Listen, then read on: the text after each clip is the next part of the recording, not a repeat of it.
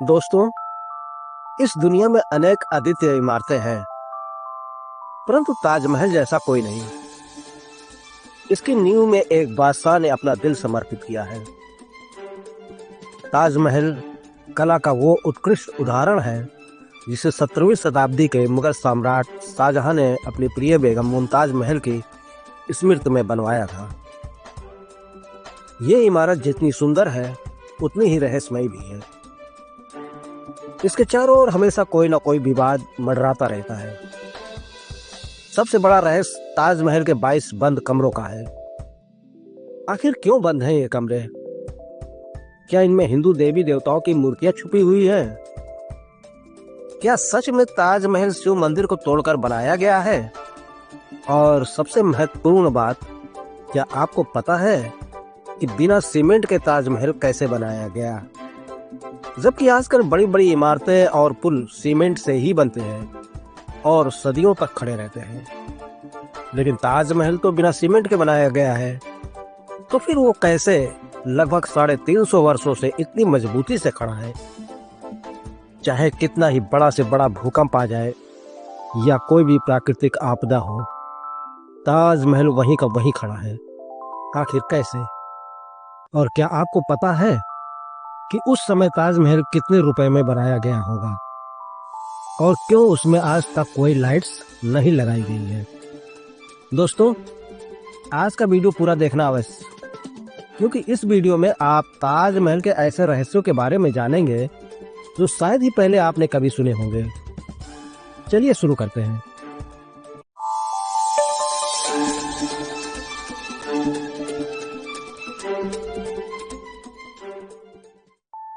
ताजमहल की सबसे अधिक लोकप्रियता इसके निर्माण से जुड़ी अद्भुत प्रेम कहानी की वजह से है।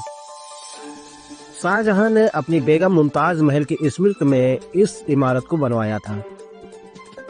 मुमताज का असली नाम अर्जमंद बानो बेगम था। शाहजहां ने उन्हें मुमताज महल नाम दिया, अर्थात महल का सबसे अनमोल रत्न। महज 38 वर्ष की आयु में अपनी 14वीं संतान को जन्म देते समय मुमताज की मृत्यु हो गई। उस समय वो बुरहानपुर में थी।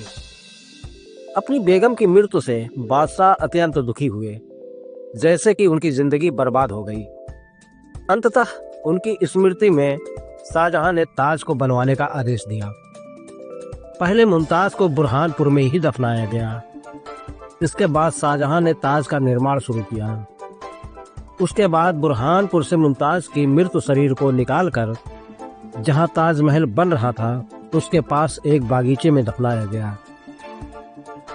ताजमहल को तैयार होने में 22 वर्ष लगे। जब तक मुमताज की मृत शरीर बागीचे में बनाई गई कब्र में ही दफन रही। बाद में उसे ताजमहल के अंदर मुख्य मकबरे में दफनाया गया। शाहजहां को विशाल इमारतें बनवाने का शौक था। उन्होंने मुगल वास्तुकला के साथ भारत के प्राचीन इतिहास को मिला दिया था। शाहजहां जानते थे कि ये दौलत, ये ताकत, ये शान शौकत एक दिन सब समाप्त हो जाएगा। उन्होंने सोचा कि कुछ ऐसी यादगार चीजें बनाई जाएं जो हमेशा रहें, और शाहजहां ने अपनी बेगम की स्मृति में ताज को बनवाया। ये दावा नहीं किया जा सकता कि ताजमहल को किसने डिजाइन किया था, लेकिन कहा जाता है कि 37 लोगों की टीम ने मिलकर ताजमहल का नक्शा तैयार किया था। ये 37 वास्तुकार दुनिया के दूर दूर के कोने से बुलाए गए थे। ताजमहल की नींव से जुड़े रहस्य की बात करना चाहूंगा। क्योंकि ताजमहल यमुना नदी के पास स्थित है, तो ऐसी नमी वाली रेतीली मिट्टी में किसी भी इमारत की नींव खड़ी करना निश्चित रूप से एक चुनौतीपूर्ण कार्य हो सकता था। लेकिन उस समय के मुगल सल्तनत के इंजीनियरों की प्रशंसा करनी होगी, जिन्होंने इतनी नमी वाली जमीन में एक मजबूत नींव तैयार की, जिसके बल पर आज भी ये विशाल इमारत सुरक्षित खड़ा है। वास्तव में ताजमहल की नींव बनाते समय इसके चारों ओर कई कुएं खोदे गए। इन कुओं में ईंट और पत्थर डालकर आबनूस और महोगनी के लकड़ियों से ताजमहल की नींव बनाई गई। ये कुएं ताज की नींव को मजबूती प्रदान करते हैं। आबनूस और महोगनी की लकड़ियों की विशेषता होती है कि इन्हें जितनी नमी मिलती रहेगी, ये उतनी ही मजबूत और फौलादी बनी रहेंगी। और इन लकड़ियों को नमी ताज के पास बहने वाली यमुना नदी के पानी से मिलता है। यमुना के पानी का स्तर हर साल घट रहा है और लकड़ियों की नमी में कमी आ गई है। यही कारण है कि 2010 में ताज में दरारें देखी गई। दोस्तों, बिना सीमेंट के आखिर इतना बड़ा स्मारक खड़ा कैसे हो गया, जबकि सीमेंट का आविष्कार 1824 में एविडन नामक एक बुद्धिमान व्यक्ति ने किया था, जो इंग्लैंड में रहते थे, और उन्होंने ही दुनिया की पहली सीमेंट कंपनी बनाई थी, जिसका नाम था पोर्टलैंड सीमेंट। और ताजमहल का निर्माण 1631 में शुरू हुआ और 1648 में जाकर पूरा हुआ, लेकिन बिना सीमेंट के ही ये खड़ा हो चुका था, जिससे आज तक एक भी खरोच नहीं आई। दरअसल सीमेंट के आविष्कार से पहले निर्माण के लिए एक विशेष प्रकार का पेस्ट इस्तेमाल किया जाता था, और ताजमहल को बनाने में जो गुप्त पेस्ट का इस्तेमाल होता था उसमें गुड़, बतासा, बेलगी का पानी जैसी और भी कई चीजों को मिलाकर पेस्ट बनाया जाता था। ताजमहल का निर्माण 1631 में शुरू हुआ था और 1653 में लगभग 22 साल तक 20,000 मजदूरों की कड़ी मेहनत के बाद ये खूबसूरत नायाब इमारत को तराश कर बनाया गया। ताजमहल के निर्माण के लिए हर चीज को हीरे की तरह परख कर चुना गया था। ताजमहल की दीवारों पर जो नक्काशी है उसकी तकनीक इटली के कारीगरों से सीखी गई थी। उज़्बेकिस्तान के बुखारा से संगमरमर को तराशने वाले कारीगर बुलाए गए थे। ईरान से संगमरमर पर कैलीग्राफी करने वाले कारीगर आए थे और पत्थरों को तराशने के लिए बलूचिस्तान से कारीगरों को बुलाया गया था। ताजमहल को बनाने के लिए सफेद संगमरमर राजस्थान के मकराना से लाए गए थे। जड़ और क्रिस्टल चाइना से मंगाए गए थे। लापिस लाजुरी अफगानिस्तान से आया था और कार्नेलियन अरब से आया था। कुल मिलाकर ऐसे ही 28 किस्म के बेशकीमती रत्नों को दुनिया भर के अलग अलग देशों से मंगवाकर सफेद संगमरमर में जड़ा गया था। इन सब चीजों को विदेश से आगरा लाने के लिए 1000 से भी ज्यादा हाथियों का इस्तेमाल किया गया था और 1653 में लगभग 22 साल तक 20,000 मजदूरों की कड़ी मेहनत के बाद इस खूबसूरत नायाब इमारत को तराश कर बनाया गया था। कुतुब मीनार भारत की सबसे ऊंची मीनार है, लेकिन शायद आपको जानकर हैरानी होगी कि ताजमहल की ऊंचाई कुतुब मीनार से भी ज्यादा है। ताजमहल 73 मीटर ऊंचा है, जबकि कुतुब मीनार की ऊंचाई 72.5 मीटर है। दोस्तों, ताजमहल के मुख्य गुंबद का जो कलश किसी जमाने में सोने का हुआ करता था, लेकिन 19वीं सदी की शुरुआत में सोने के कलश को बदलकर कांसे का कलश लगा दिया गया। दोस्तों, आपने देखा होगा कि ताजमहल की चारों मीनारें एक दूसरे से परपेंडिकुलर खड़ी हैं। इसका मतलब यह है कि ताजमहल की 4 मीनारें बिल्कुल सीधी नहीं खड़ी हैं, बल्कि चारों बाहर की तरफ हल्की सी झुकी हुई है। इन्हें ऐसा ही बनाया गया था ताकि भूकंप जैसी आपदा आने पर अगर ये गिरे भी तो बाहर की तरफ गिरे। दरअसल ऐसा इसलिए किया गया था कि अगर कभी जोर का भूकंप आता भी है तो ये चारों मीनारें ताजमहल से दूर जाकर गिर जाएं और इस तरह भूकंप के झटके ताजमहल तक पहुंचने से पहले ही इन मीनारों में अवशोषित हो जाएं और ताजमहल को कोई नुकसान न पहुंचे। टूरिस्ट जो ताजमहल को देखने आते हैं वो ये नहीं जानते कि ये जो सामने देख रहे हैं वो ताज का पिछला हिस्सा है। दरअसल जो शाही दरवाजा है वो नदी के किनारे दूसरी तरफ है। आज ज्यादातर टूरिस्ट ताज को वैसा नहीं देख पाते कि शाहजहां जैसा चाहते थे। मुगल काल में ताज तक पहुंचने के लिए नदी ही एक मुख्य रास्ता थी और ये एक तरह का हाईवे था। बादशाह और उनके मेहमान नाव में बैठकर यहाँ आते थे। नदी के किनारे एक चबूतरा हुआ करता था जो नदी के बढ़ने के कारण बहुत पहले ही नष्ट हो गया। बादशाह और उनके मेहमान उसी चबूतरे से ताज पर आया करते थे।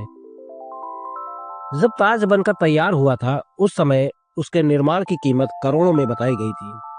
उसी हिसाब से अगर आज ताज बनवाया जाए तो इसे बनाने में कम से कम 57 अरब 60 करोड़ रुपए लगेंगे। दोस्तों, ये कहा जाता रहा है कि शाहजहां ने ताजमहल बनाने वाले कारीगरों का हाथ कटवा दिए थे, लेकिन ये बात एक अफवाह जैसी लगती है क्योंकि इस बात का कोई प्रमाण मौजूद नहीं है। बहुत से इतिहासकारों का मानना है कि शाहजहां ने कारीगरों को जिंदगी भर की पगार देकर उनसे इकरारनामा लिखवाया था कि वे ऐसी कोई दूसरी इमारत नहीं बनाएंगे। क्योंकि 20,000 मजदूरों में से 2,000 कारीगर जिन्होंने ताजमहल बनाया था, क्या एक ही दिन में उन सबके हाथ काटना मुमकिन लगता है?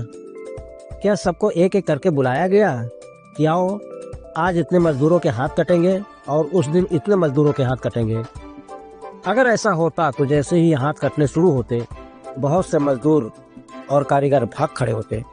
ऐतिहासिक दृष्टि से देखा जाए तो इस बात का कोई सबूत नहीं है। ताजमहल में एक खुफिया दरवाजा भी है जो यमुना नदी में खुलता है, लेकिन किसी को इसका पता नहीं है। दरअसल इस दरवाजे का इस्तेमाल शाहजहां अपने महल से ताजमहल में जाने के लिए करते थे, जिससे उनकी मौत के बाद बंद कर दिया गया। दोस्तों, ताजमहल को जितना दूर से देखते हैं ना, ये हमें उतना ही बड़ा दिखाई देता है, लेकिन जैसे जैसे हम इसके करीब जाते हैं ये इमारत छोटी होती जाती है। ताजमहल दिन में 4 बार रंग बदलता है।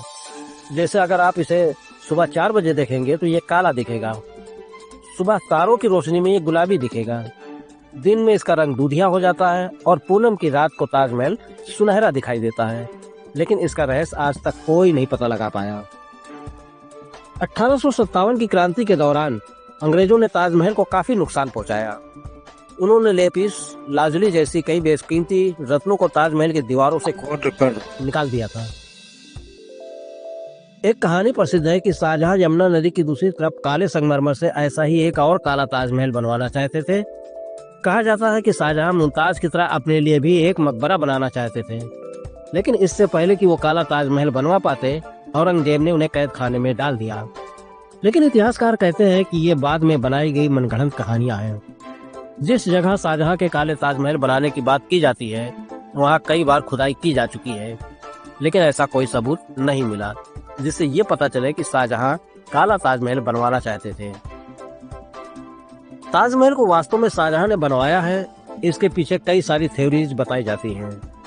जैसे कि कुछ लोगों का मानना है कि ताजमहल वास्तव में एक शिव मंदिर हुआ करता था, जिसका नाम तेजो महालय था।